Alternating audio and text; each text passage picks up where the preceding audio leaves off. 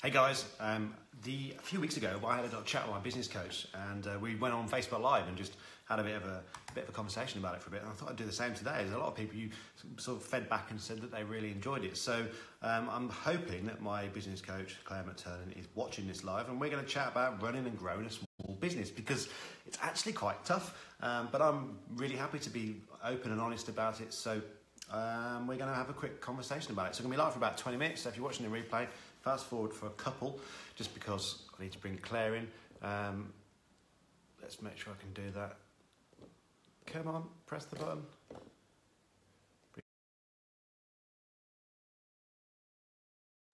Come on, Facebook, do the thing. There she is. Oh, hello. Hello. I'm just making sure that, is the sound working? Can you hear me? Did you hear me when you were on there before? I did, yeah. So all's good for my end. Cool. I just suddenly realised I hadn't checked that. You look like you're really low down. I know, I was just about to change that. Let me just play with my... I've got a chair, I can adjust it.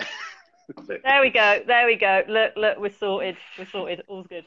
Cool. Look, thank you for our chat this morning. Now, we've had a proper meeting this morning, but I wanted to just do what we did before and just get rid of those things and just chat, because we're doing all right.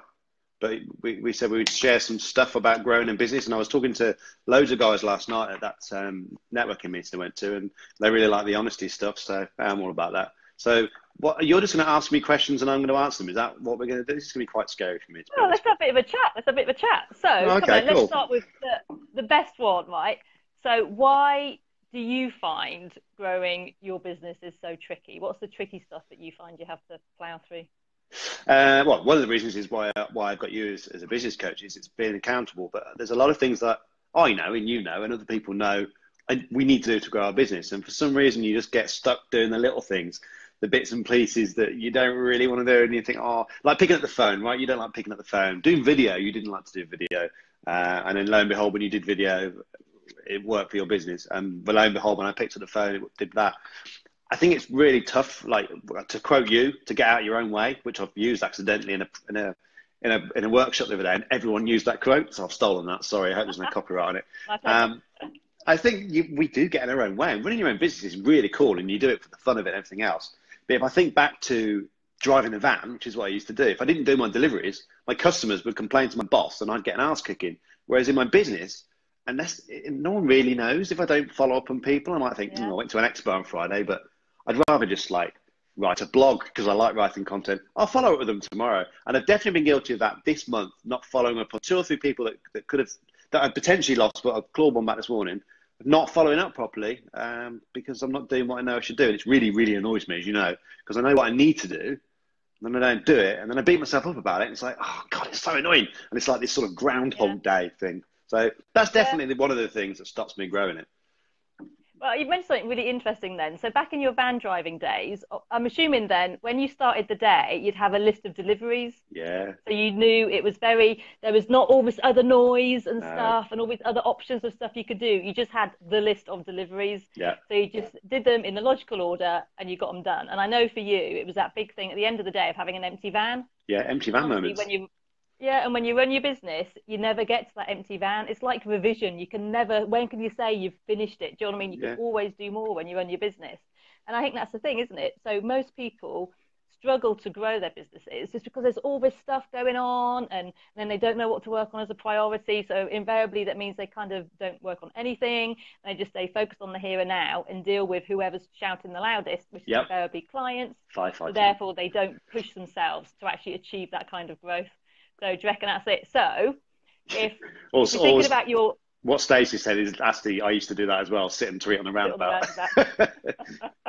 Yeah, all the flamboyantly parked stuff as well, right? Too busy taking photos. Branding. But that hasn't changed, right? You still love doing your videos when you're out and about and taking photos and stuff, right?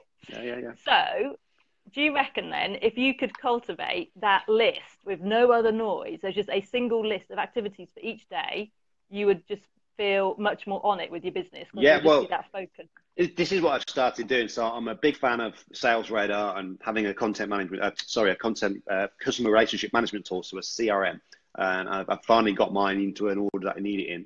But I've also built something outside of it. I just use the Notes app on my iPhone as a to-do list because, like, I don't like paper. Like, I'll create stuff on paper, but I don't like a to-do list on paper. Like I kick Laura's ass when Laura's not there today. I'm pointing at her. She's not here. When she puts stuff on paper and I'm like not in the office, I'm like, I can't see that. I can't see that thing. Yeah. So I've now started putting things on notes. So like our meeting this morning, I'm kind of cursing you now because my notes app is like, but I will do those things. And I do what you always say, which is move it, don't delete it, and shift it around. But I've kind of got my delivery list now. They're like my delivery notes. They're the things. And what I used to do was take the green piece of paper off the white piece of paper. And now I just tick it on my notes. And although it's all in my CRM, I'm doing those things. I think the next stage of that list is to prioritize the stuff. So it's basic stuff, but it's ridiculous when you know that is exactly what you need to do. And then you don't do it. And you think, why am I not doing that? Yeah. But what I really love now is I never delete these things. So like they're 5 days, Monday to Friday, because I take weekend off. And I keep them. They're all in my phone and also my Mac in the cloud. And if I ever wanted to, I could go back to February and look at what I did in the one day in February. And it's all ticked off. And it's quite satisfying to see. And I know that's what a lot of people get from to-do list is ticking. And I just like pressing buttons. So that's definitely worked for me. There's a lot to improve on it, but that's working. Okay, so here's a question for you. I might make you squirm asking you this one. This will be interesting. We're going to have to watch and see if he squirms, everybody, right? So if like your life/business depended on it, how much business money, so how much revenue for the business could you go out and generate in the next 5 days?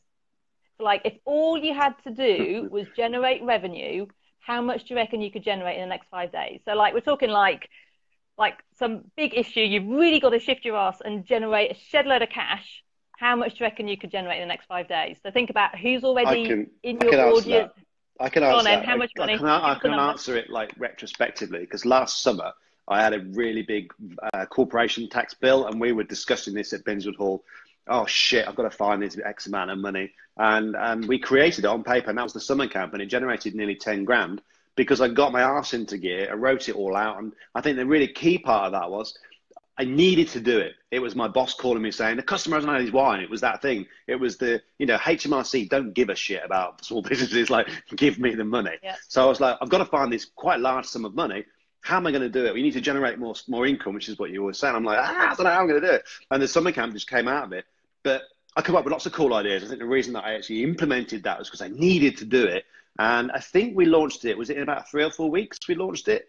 And the money came in before the 7-8 week period, and it was just over 10K. So there is no reason why I couldn't do it again. I just think that had a deadline. I think that's the key to it, is that HMRC had a deadline and the start of the summer camp had a deadline. Whereas, go and get some new clients don't have a deadline, does it? It's like, I'll do that next week, Claire. I got a blog to write, or I need to do a Facebook Live. So without a deadline, which again is what I got on in the van. I can always go back to that van. I learned a lot there, which is I had to finish it by the end of the day, or I'd have to do it tomorrow, but I can't do it tomorrow because I'm going to London. I think as a small business owner, you don't have a to-do list, you don't have a delivery list, and you don't have a deadline. It's all just so open. Yeah. So you haven't actually answered the question directly. So I'm going to. Damn it! I knew you'd catch me out. So give me a number. Go on. I've got a number in my head that I reckon you could do if you had to go all out in 5 days. How many sales, what volume of sales, money wise, could you actually pull in? Do you reckon? I reckon I could probably hit 2 grand if I tried. Oh, I reckon you could go way higher than that. Do you? So I'm so pessimistic. Yeah. What do you think it is? At least a 0 on that, right? I'd easily say 20 grand. Yeah. If your life depended on it, kind of thing, like, holy cow, right? So let's say another corporation tax bill is due in a week's time, and say it's 20 grand. You would create something, and you would just go all out. It would be like another summer camp or something. You would do it because there was something driving your behaviour. And like you say, that generally in day-to-day business life, that thing's not there to drive your behaviour. It's like Brad and Jason will say, like, because we're in 4M, we ought to credit 4M. They'll talk about Pac-Man. The reason Pac-Man keeps going is because he's hungry and he's being chased. And I think that the HMRC thing, it chased me and it made me do something about it. And there's no urgency at the moment because everything's all right. And actually, I think he's pretty good at the moment. I managed to fix a huge cash flow issue I had in the business, which is great. Got other people on board to help me out. So I'm all right. There's no reason to go anywhere, which is why I work with you, because it's like, right, well, that was cool. Yeah. What's next? I'm like, well, fuck off, Claire. Like, I've done this thing here. You're like, yeah, well, that's cool, but when's the next race? Yeah, when's the next one? I'm literally going across the line having a photo taking. You're like, cool, right, we're going to train for the next event. I'm like, fuck it hell, I can't do it anymore. But you do, don't you? You have to keep going. And I was talking to somebody the other week about what I've learned from doing group leading at 4 a.m. Leamington Evening, because you say, you know, at the end of the script, it says, feel free to continue networking. And for me, every time I finish a product now, it's like, feel free to continue networking. Because at that moment, I start the 2-week marketing plan for the next meeting, and it's just constant groundhog fortnight. And I'm trying as hard as I can to build that into my business, so that when I say, you know, thanks for coming to the workshop, if you need anything else, you know, drop me an email, any questions, that kind of thing. And for me, that is now, feel free to continue networking. It's like, oh shit, now I've got to market another one. You know, when you finish a Facebook Live here, I've got another one this afternoon. When I finish that one, that's the wrap up. There'll be another one next week. And then I'm like, oh God, that's done. Okay, now I've got to market the next one. It's constant. But it has to be, doesn't it? Unless you've got unless you're, well, I don't think there is any business. I was going to say unless you're Apple, but they have to keep innovating, creating products. Yeah. You've got to keep doing it. DFS, right? All of them are out there saying they exist. The problems most business owners of small businesses, I hate to face small business owners. Yeah, I don't like that. Well, you're small compared to me now because your chair's too low. Yeah, I'm trying to sit up a bit high. I'll come down again. I forgot what I was going to say now. That's it, right? People need to know you exist. This is what we forget. We forget that people need us to say, buy my stuff. We kind of think it's okay when we're out networking and we do it in our 40 seconds, but then we just tend to not say it for the rest of the time. Like we were having a conversation this morning about one of the things you do for people, and I'm like, well, you've got to go out and tell them it exists. No one's going to, it's really rare that someone spontaneously decides to buy your stuff without you telling them it exists for them to buy. But they do with us. Like, people do contact me, and I guess that's even worse because, like, you know, people do say to me, hey, Todd, do you do this thing? I'm like, do you know what? I do that product, but I never talk about it. Like, a lot of people don't talk to me about copywriting. We were talking about this morning. I write a shit load of copy, and I'm good at it, and I like doing it, and we have the complete process in this business to do it, but I never talk about it. We get a lot of business from it because people come to me and say, hey, Todd, I really like your Facebook post. You don't have to do copywriting, do you? I'm like, yeah, I do. So I actually do get those things, but you're right, most of the time that wouldn't happen. And imagine what would happen if I said I did it, you know? Exactly. So there's people there who are being very proactive and reaching out to you on the back of something you've written. Imagine there's all those other people that just need you to say, I actually sell this, for them to actually go, you know what, I want that. Yeah. Do you know what I mean? It's like, so when you're marketing workshops, people know there's a deadline to make a purchase because it's on a certain day. But if it's a product or service that doesn't have a defined end point, so it's just like, I don't know, like people working with me, they can do it at any point, right? There's not a defined date they have to commit by, you know, then there's nothing driving their behavior unless you specifically drive it. And I think people forget that. You've got to own that relationship and own them coming through your sales funnel, actually making a purchase. Whereas otherwise, you all sit back and wonder why you haven't got much money coming in. I think a lot of people, certainly in this arena, in for networking or any networking arena or a Facebook group, are obsessed with finding new business rather than, like we were talking about this morning, concentrating on your CRM, your current people. People that bought from you before will buy from you again. I talked about this last night in my talk. I've got a bag here. I always use a really good prop. So I bought this bag. This is really cool because I've got all my cables in it. I need to show you because it's, you know, it's a visual aid. Sounds a bit geeky to me. It's proper geeky. Look at my cable. Look how organised my life is with my cables. Oh, sad man. I bought that from an Instagram advert, and people see that and they're like, and it'll happen after this live. They're like, oh God, where'd you get that bag from? I don't know, because once I bought it, they never marketed to me again. They didn't add me to an email list. They didn't put any Facebook ads back out there again. There was no marketing in the bag. It came from China. There was nothing in it. There's no branding on the bag. I can't help them sell any more bags. And I think we do that a lot with our clients. We don't help them buy more stuff from us because they're like, oh, cool, they bought from us. Quick, next one. And I'm definitely guilty of that with workshops. You know, do a workshop. Right, see ya. Let's find some more people. Rather than like, do you want to do another workshop? Or actually, I'll do some copyright, and you're not ever going to do that blogging thing, are you? And you know, I find that everyone does it, especially boring. Just to answer Prince's question there, is a survey is a reliable thing, Prince. This community is a cool place to ask advice, you know, about your business. So start a new thread and drop it in there because it can really help. Yeah, and that's it, isn't it? And some of that is a squirm thing, isn't it? We don't want to seem too salesy, so therefore we don't ask. So some of it, and all those issues are in our heads, right? You know, we can't help people unless they buy from us. We can't properly help them unless they buy from us. We can give them the odd, like, 5 minutes free advice here and there. We can't properly move them forward unless there is a transaction. But people don't value it. People don't value free help. Like I give people amazing advice in one-to-ones in 4N, and they don't go and do it because they haven't paid for it. And then you charge them money to spend an hour, and they go and do it. And you think, but I've really just extrapolated that 10 minutes with a lot more detail. But you don't value something that's free. Like if I come across a product on an Instagram advert, for example, this was like 30 quid. And I only bought it because it was 30 quid because I thought it would be good quality, and it is. If it was £5.99, I probably wouldn't have bought it. And I think if you give something away for free, completely free, you devalue your brand and you devalue your service. And then even if the advice is the best advice in the world, I don't feel like people take it because it's free. Yeah. So I'm going to ask you another question now. It's not been another sperm one coming up. What is it you love the most about running the business? Why is it you run the business? Why do I run the business? Because I get to do everything that I want to do. When I was driving the van, the only thing I loved the last year or so was the social media stuff. And I love it. And I love to see the results. Like last night I gave a talk at the Creative Warwickshire, and there was people there that I've known for the last 10 years of this journey, and people that had never heard of me. And then people come and go, oh, it was amazing. I really enjoyed it. And I get a real buzz from that. I get a real buzz from people being entertained, but also educated, so they can go away and actually do something. And then they'll message me a few months later and say, oh, I did that thing you wrote about in your blog or your email, or I came to your workshop and I did this. And I had a phone call with a guy called David Stubbs the other week. He's a postgrad student, found me on LinkedIn, invited someone in for him actually. And he said, I know you're a busy guy, but I saw the story about Matt Burke, and he dropped in a load of cool things about our business. I thought, okay, you've given us some attention. And I had a half an hour chat with him. I basically burned his ears off and told him to fucking do stuff. And he went away and did it. He's got a job. He's like, messaged me back and said, that's why you can't come to 4 a.m. It's like, yeah, I did all that stuff. I got a job now. Like, wow, okay, that's pretty cool. No, I wasn't the only person helping him out, but I'm like, that's really cool. And that's why I do it. I like to change stuff. I'm working on a Kickstarter campaign next week for a client, which will be a global thing. And it's just mad to think that I've been chosen. I am the only person chosen to do that. And it's like, oh God, it's overwhelming and scary, but it's also really exciting. So that's why I do it, amongst many things. You know, and that's so true, isn't it? Nearly everybody that owns a business does it because they love the result they help people get, to paraphrase what you've said. So why is it then there's this lateral kind of desire to hold back on letting people know that you can help them get the result? Sometimes it's kind of ironic, isn't it? Yeah, but putting your head above it is ironic, because a lot of people would think I'm quite confident in what I do, and I'm confident about speaking about it.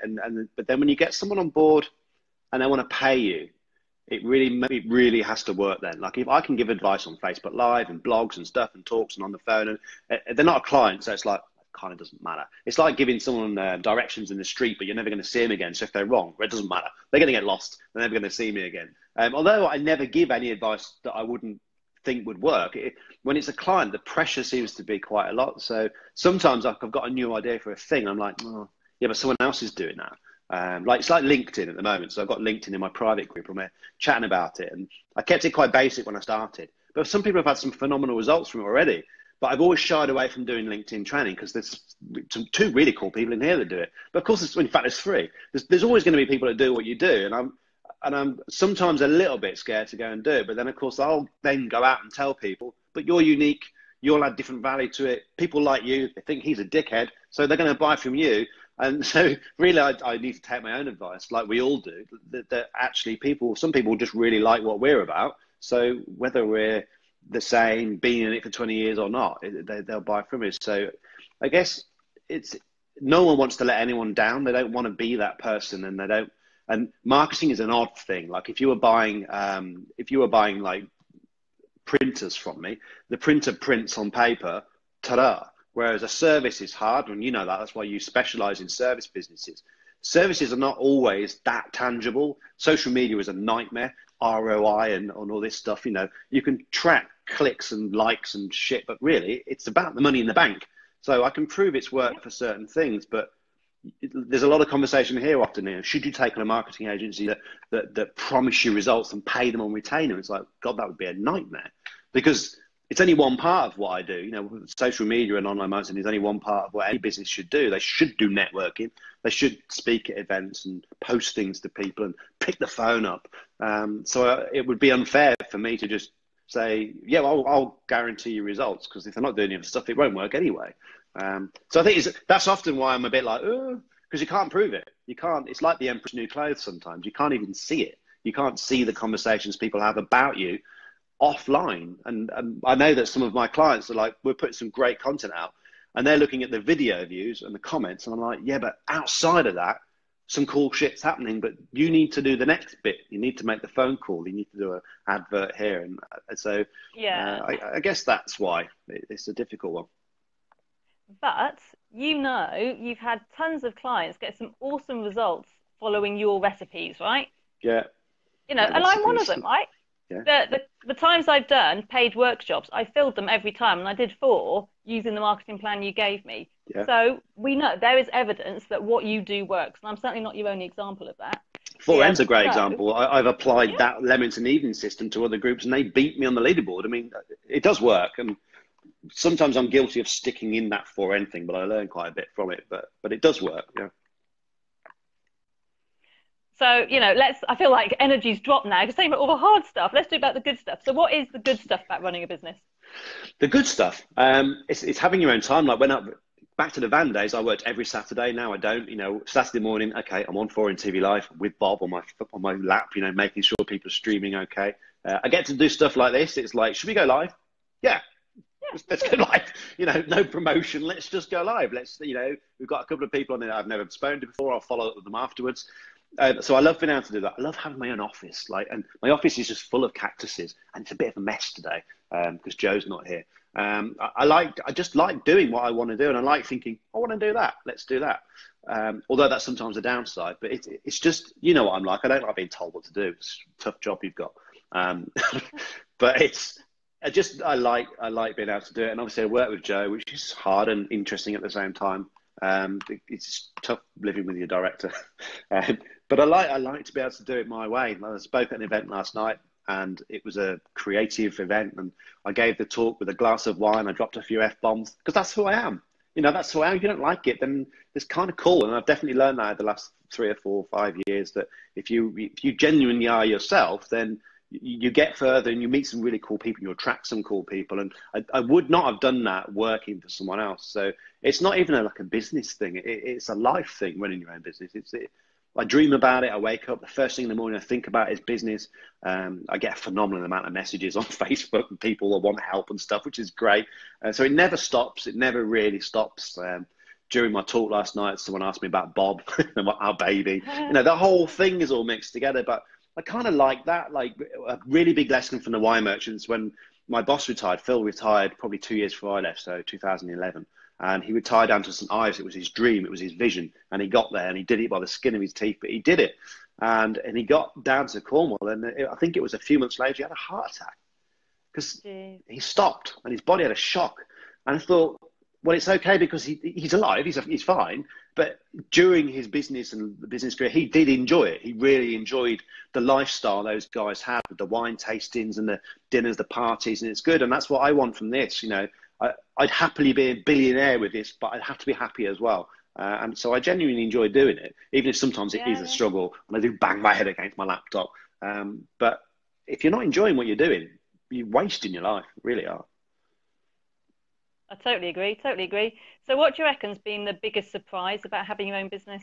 Oh, the biggest surprise for me is I do online marketing, and then you run your own business and you're the cleaner, the accountant, the bookkeeper, the office manager, the buck stops with you, you're the sales guy, you're the everything you never did before. And then you quickly think, shit, I've either got to outsource this, or I can't afford it, I've started my business, or I've got to do it. So I've actually become quite a good accountant, which my grandfather, rest in peace, would have loved, because he was an accountant for a big airline. Yeah. I'd always hated numbers. I was shit at maths at school, and I was like C, something like that.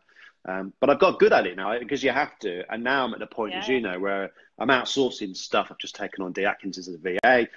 Trinity are my accountants, and I push a lot of stuff out to them, all from 4N, obviously. But you can't do that to start with. I started to give advice to small businesses to outsource stuff, but you just can't when you start. So the biggest surprise was like, oh, fuck, I got to do all this. I got to do all this. And when we started, I shared this the other week. I don't know if it was on Facebook Live. Joe and I started, it was probably about 3 months in, and Joe's dad said, so you've got a business bank account then and a bookkeeping? We were like, no, people are just paying us and we're just putting it in the bank. And he was like, stop, get an accountant. Because we just had no idea. We just had no idea. We just started our business. and just spent money, and it was so funny. And you know, it's great having Joe on board, because Joe was the reason we got an office. She was the reason we got CRM. She was the reason we got an accountant. She was the reason we have systems and processes. She's the reason our Dropbox is the most organized thing you've ever seen. It's a work of art. I am not organized as much as I want to be. I'm better. I'm changing what I was going to say there. I'm better than I ever was. But you do have to be seriously organized when you run your own business. I don't want a job, Daniel. No, you stick with doing accountancy, mate.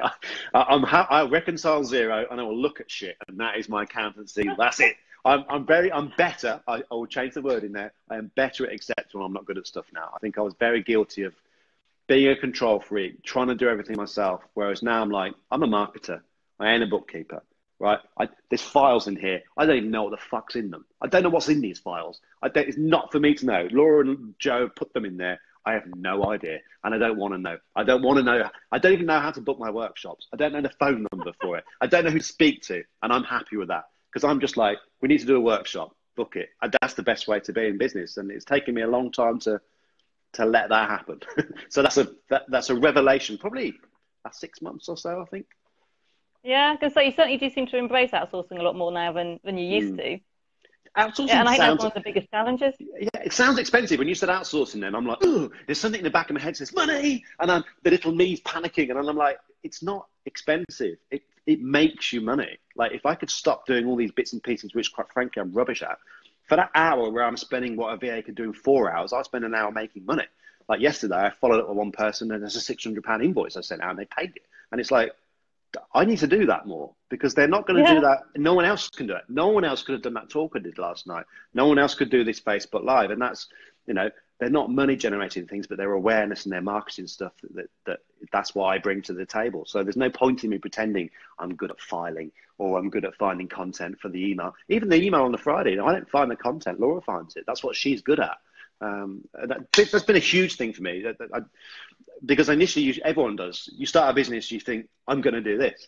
And then you realize you've got to do everything. And then you try and do everything. And then you have to work out, I'm no good at everything. This is why I started it. I need to get people on board to help. And I can't think who it was the other day. I said, would you be where you were if you didn't have Joe? And I quite honestly said, no, absolutely not. Because at the start, she brought very corporate, organized background to running a business. And I was a van driver. So the merge of that was quite interesting. It's interesting, isn't it? So I outsource enough every month that I could easily employ somebody rather than outsourcing it all. But I don't want to employ anybody. I just don't want that hassle. No. And I also think the combination of skills that I outsource would be hard to find in one person. So Definitely. Although you could look at it and go, well, actually, I should just hire someone now. I go, you know what? I don't think I could, because I'd have to be good at such a disparate selection of stuff. It's just not going to be viable. And then there's more stress on my shoulders because I'm trying to manage someone and making sure they've always got stuff to do. And I just don't want to go there. We've got an outsourced proofreader, graphic design, three guys on video, different types of video. Got Laura, who's outsourced, but she's here 2 days a week. Now we've taken on VA, doing lots of admin kind of stuff. Our accountants, obviously, it's outsourced. And I look at all those things, and like, they're all very good at specific things. And as you just said there, I doubt there's an accountant that's amazing at graphic design, video, admin, and content creation and curation. There just isn't one. I've even got someone that comes on board just for meetings, that if I go to high level stuff, they'll come on and make it look professional, you know, and they give me somewhere to bounce off. And I don't think there is a person like that. You know, I think when you start your own business, it's interesting I said join then, but when you start your own business, you think you are that person, that you are amazing at everything, and you're just not. You're just not. You know, some people, it's clear, like my daughter, you know, 8 months old, it's very clear that she's a sociable person already. That's what she'll do. You know, I feel like when you put on yourself, you're here to do something. When I look back at stuff I did at school, I was the head prefect, because I was good at managing teams or kicking them at the arse. When I played football, I was the left back, but I was very quickly given the role of being the voice of the team, shouting, keeping them going. And I've always done that at Leamington Evening. I'm the team leader. And it's just, that's what I do. I need to stick with that. That's clearly what I do, alongside all the marketing and stuff like that. And I think we often try and go against what we're given. It's like we all have this kind of gift, if you like. You've got it with your coaching.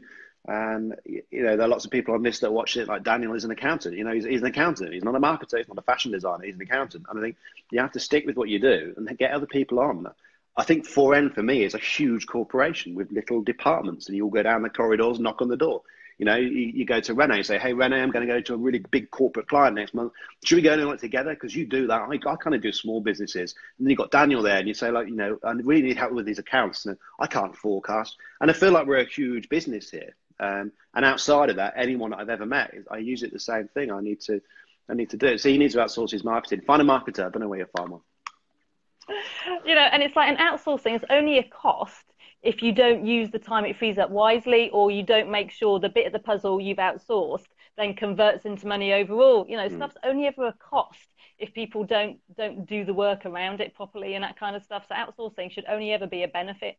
So if people complain about a cost of something, they're just not viewing it correctly and that kind of stuff. It's very important how you position stuff in your head, because that totally enables you to grow your business. And that's a huge sales tip for any VAs that are watching this, and accountants like Daniel, because like you always say, you have to explain the value of working with you and the value of the benefit of, because the service-based businesses, that's what all they got. It's not like, do you want to buy a widget? It's £10. Yeah, cool. Does the widget work? Yeah, done. Well, it's worth £10 or £20 or whatever, but a service is a difficult one. So anyone that wants to outsource or is an outsourced option like we are, you have to explain that benefit and prove it as well sometimes and show it. Yeah, and you shouldn't be afraid to stand your ground on the value you deliver. You backed off a bit from that earlier. You deliver shed loads of value. Yeah. If people choose to implement or not, their decision. Yeah. But you deliver shed loads of value. So own that space, Todd. Come on, own the space. Someone commented on my LinkedIn post there. I got a few shots from different people from the talk last night, and someone said, "I felt really guilty watching your talk. I felt like I should have paid for it. There was that much value in it." Because it was a half an hour talk. It was more than 4. And I didn't pitch at all, though. I really don't like pitching in talks. I know I probably should, but I just didn't want to. And they just said it was such good stuff. I've written so much stuff down. I want to pay you for them, which is quite funny. But great feedback, superb feedback. And it's just I'll try and own it a bit more. Andrea Evans is shouting at me now. She's probably doing a handstand, probably. That's what she does. Yeah, well, I'm thinking we've been talking for more than half an hour now, I think. So we probably should let people jump off the live. I probably have enough of the two of us. But well done for opening up and being so honest about it. That's what I do. I think we should keep doing this every month. Cool. Can I bully you one week though? Because I always get bullied. Oh. I know that I'm open. After this, I will regret most of the content. Joe will tell me off. That's what will happen. But we'll do this. I think we should do this once a month. It's cool. It's good fun. Let's do it. Let's own it. New Claire and Todd on the sofa. Not on the sofa. Not on the sofa. We're on Claire and Todd on live. Different one, but it's Todd and Claire. It's the opposite way around. Say rebrand. Okay, you're going first, are you? Okay. Yeah. Have you noticed that we've colour coordinated tops? Have you noticed that? That's I know Heidi cool. said that. That's hilarious, isn't it? At least our backgrounds are different colours. So you're more luxurious. You have purple. I know where I'm at. Yeah. I know where I'm at. Good. Glad to hear it. Yeah. Cool. Well, thank you for being so open, Todd. Pleasure. Thanks for the chat. We should do this privately on a phone call next time, but maybe not. It's more fun doing it live. You never know what's going to happen then, do you? No, I know. You get more out of me as well. I've spotted this game now. I can see it. I've figured some good ones for next time. Yeah. Cool. All right. See you soon and see you later, everyone. Take care. Bye. Cheers, bye.